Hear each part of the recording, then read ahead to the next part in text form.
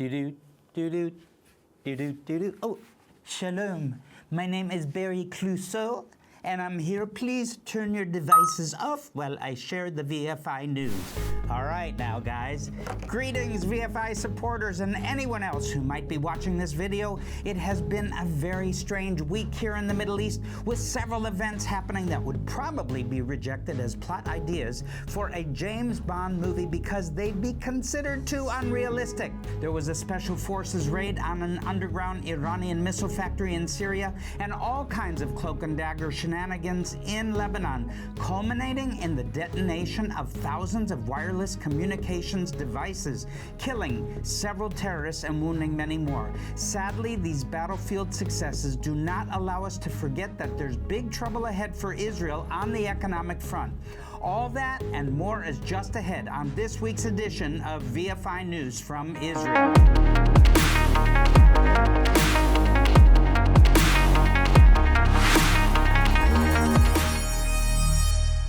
Well, friends, on last week's VFI News report, my daughter Liram briefly mentioned a series of airstrikes that hit Hezbollah and Iranian Islamic Revolutionary Guard Corps positions in Syria.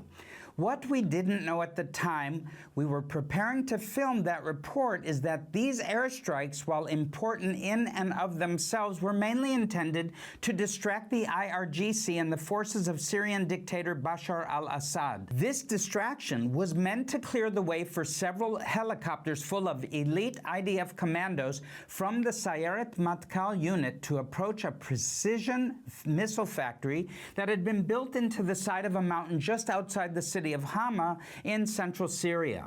Now, the commandos rappelled down from the helicopters, I'd like to do that one day, overpowered the Syrian army forces guarding the entrance to the factory, descended into the depths to retrieve equipment and intelligence materials, and then set explosive charges. As soon as all the commandos had moved back up out of the underground cavern, the charges were detonated and the Iranian missile factory was destroyed. Not one IDF commando got so much as a scratch on this mission. They all returned safely to Israel. In other words, it was a textbook operation that is sure to be studied by special forces units and armies all over the world. It was hailed as a major strategic success for Israel and a major defeat for Iran, Hezbollah, and the regional axis of resistance, as it likes to call itself, that Iran leads. Now, a word of explanation is in order here regarding the target that these commandos hit. For many years now, Iran has been trying to bolster Hezbollah by providing them with money, training, and above all else, weapons. This is why Hezbollah had an estimated 150,000 rockets, missiles, and UAVs at the beginning of this war, with IDF intelligence estimating that a small but significant number of them being precision-guided.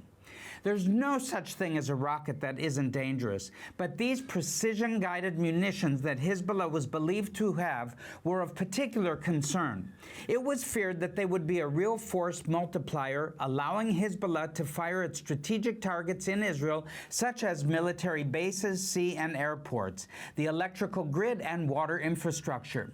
If they did this, they could make life really unbearable for millions of Israeli civilians, even if they were being defeated by the IDF on the battlefield. In fact, over the past year, Israelis have been buying generators and solar panels to try and hedge against the possibility of losing electrical power due to a Hezbollah strike on the energy grid. At the government's suggestion, Israelis have been stocking up on canned food, bottled water, toilet paper, and many other items that we'll need in case the distribution networks for everyday necessities gets damaged or destroyed. Hezbollah's supply of these precision-guided munitions is not large, and that's because Israel has been relentlessly hitting the convoys of trucks that Iran has sent across the Iraqi and Syrian desert carrying supplies of these weapons. Hundreds of such trucks have been destroyed over the past several years. Iran tried other routes, including establishing factories to build these weapons in Sudan and then trying to move them up through the Red Sea, through the Suez Canal, and on to Beirut. This route proved very expensive and difficult for Iran, and Israel and Egypt cooperated to eventually shut it down. So Iran switched tactics again, this time deciding to build factories to produce these rockets in Syria so they could easily be moved the short distance to Lebanon and be delivered to Hezbollah. But wouldn't you know it? The Israelis found out about these factories and destroyed them with airstrikes. So Iran tried to build another factory in the side of a mountain to build these rockets close to Hezbollah. But now those damn Israelis have put even that brilliant plan out of action. But friends, I'm afraid that's not the end of the story. Although this is a major strategic setback for the Iranians and their Hezbollah clients, and although it cost them a lot of money and effort which is now lost to them, they've proven in the past that they don't give up so easily. And I'm sure they will continue trying to attack Israel with ever more sophisticated weapons, and I'm sure Israelis will have to continue preparing themselves for these attacks and hopefully drain the Iranian bank account. Now that's why I'm going to ask you to go to visionforisrael.com again and click on the Projects tab. There you'll see some of the many ways we're doing our part to fortify this country's civilian population, Jewish and Arab, Druze, refugees, whoever lives here, by providing bomb safety shelters, training and equipment to medical first response teams, civilian emergency response squads, firefighters, and much more. And so we've also provided and donated 12 ambulances, 1 bloodmobile, as well as 4 motorcycles so far because you're partnering with us. Thank God. We're also doing our best to keep our food distribution warehouse in Modi'in, the Millennium Center, stocked with as much food and household necessities as we can. We're distributing this stuff on an almost daily basis to families in financial distress. That means it's going out the door almost as fast as it comes in, which means we have to keep a steady supply coming in. We need your help for that, and so once again, the website is visionforisrael.com and click on the Projects tab. And while you're there, sign up for our newsletter, follow us on social media, give us a thumbs up, and please tell your friends to subscribe. Now back to the news. And we're continuing with the theme of the threat from Hezbollah and Lebanon. And with all due respect to the ongoing war in Gaza and security tensions in Judea and Samaria, not to mention an increasingly dangerous internal threat from the growing rates of crime in the Arab-Israeli communities, the main threat to us now comes from the north. On Tuesday morning, Israeli Prime Minister Benjamin Netanyahu issued a statement that returning Israel's evacuated residents to their homes in the northern communities is now a major aim of this war. It is added to the long-standing goals of retrieving Israel's remaining hostages and destroying Hamas in Gaza. This seemingly symbolic gesture actually marks a serious shift, as up until now, the center of gravity in this war has always been in the Gaza Strip, with the northern arena being more or less a sideshow. But even before this official statement was made on Tuesday, there had been several indications that this shift was about to occur, including some very explicit statements to that effect by Israeli leaders. Then, a few hours later, something really amazing happened. All across Lebanon and Syria, pagers used by Hezbollah operatives exploded, killing several terrorists and wounding hundreds of others. Sorry that 2 young children were also killed in this situation, who I think probably picked up the pagers of their parents or fathers. About 24 hours later, hundreds of other wireless communications devices used by Hezbollah operatives, including walkie-talkies, cameras, solar energy stations, iPhones, and other electronic devices, also exploded, killing and wounding many more Hezbollah terrorists. Details are still emerging, even as I sit filming this news report. But here's what we know about all this so far. First of all, Hezbollah purchased the pagers and brought them into Lebanon about 5 months ago. And the reason they decided to use this old-fashioned technology is so painfully ironic it almost makes me feel sorry for them. It's because about a year ago they realized that Israel was using the smartphones they were issuing their operatives to track their movements and target them for assassination by drone strike. Israeli intelligence has also hacked into these phones to harvest all kinds of information that will be of use in case a ground invasion of southern Lebanon becomes necessary. So, Hezbollah decided to get rid of these phones and use pagers instead, thinking that these beepers would be more difficult to hack into, but still allow their operatives to communicate with headquarters. But once again, Those darn Israelis had an answer to this. Apparently, and I say apparently because Israel's intelligence services are not confirming or denying any of this, a small amount of highly explosive material was placed in the pagers at the factory. Now that raises the question of what factory produced these pagers?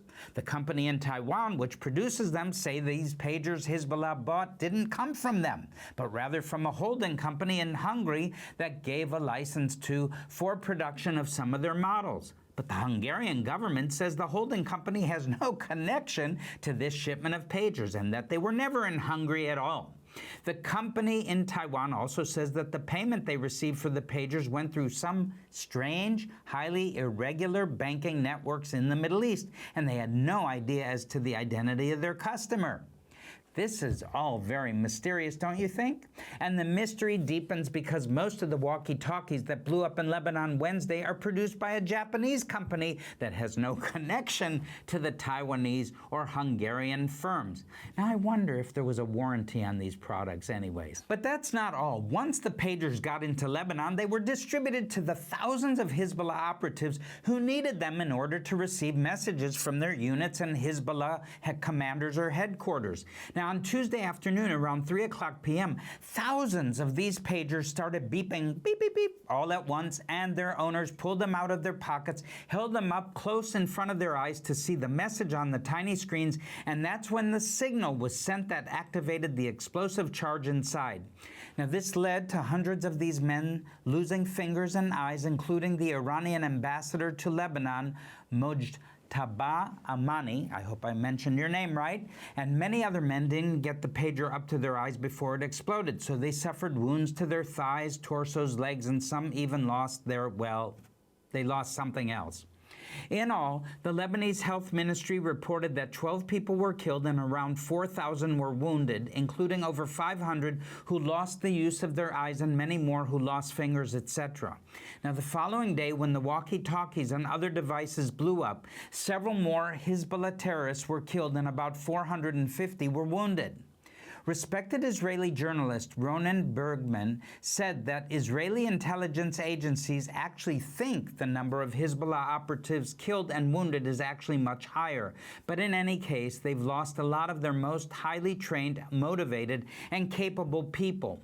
They've also lost their ability to communicate with each other. Friends, I am baffled like everybody else about all of this, but when taken together with last week's Sayeret Matkal raid on that Iranian missile factory, I must tell you that the bafflement is mixed with something approaching awe. All of Israelis' friends and enemies, both near and far, should feel the same way. Despite all this country's problems, and we're going to talk a little bit more about those problems in just a minute, this country is still capable of doing some pretty amazing things. I'm old enough to remember the rescue of the hostages at Entebbe in Uganda. These things were being seen this last week, or at least comparable to that operation in my humble opinion. However, there is also some bad news in all of this. Many analysts are saying that this strike was meant to be the first act in a large Israeli offensive against Hezbollah. It was meant to throw the organization off balance, take out many other most important people of theirs, and in that critical moment open the way for the IDF to make a lightning attack meant to push Hezbollah north of the Litani River. Although some of these tactical objectives have been achieved, the opportunity to achieve a strategic victory might have been lost. Some unconfirmed reports say that the plan to detonate these explosives in the pagers and walkie-talkies was about to be exposed, so Israel had to pull the trigger on it, or the opportunity would be lost. Better a bird in the hand than two in the bush, as the old saying goes. As should come as no surprise, many nations in the West, including the United States and of course Israel, recognize Hezbollah as a terrorist group. They've shot over 8,000 rockets into Israel since October 8, 2023. Now, its leaders, again, have promised a harsh response to this attack. But as I've learned in my decades of living here, talk is really cheap in the Middle East. Speaking of talk, as I'm sitting here filming this, Hezbollah leader Hassan Nasrallah is preparing to give another one of those grand notorious speeches from an undisclosed location in a bunker underground somewhere. I'm very interested to hear what he has to say, and I might post a short video giving my thoughts on it afterwards. I doubt he'll do the obvious thing and announce that Hezbollah realizes it's outmatched and has no chance of defeating Israel. So they're going to stop firing rockets, redeploy their ground forces north of the Litani River, and otherwise back off. It would be nice if they did that so we could all get on with our lives, but again, I doubt that's what he'll say. Someone else who also had something to say was Israeli Defense Minister Yoav Gallant, who used the occasion of the 98th Division's redeployment from Gaza to the northern border to announce on Wednesday evening that the center of gravity is moving north.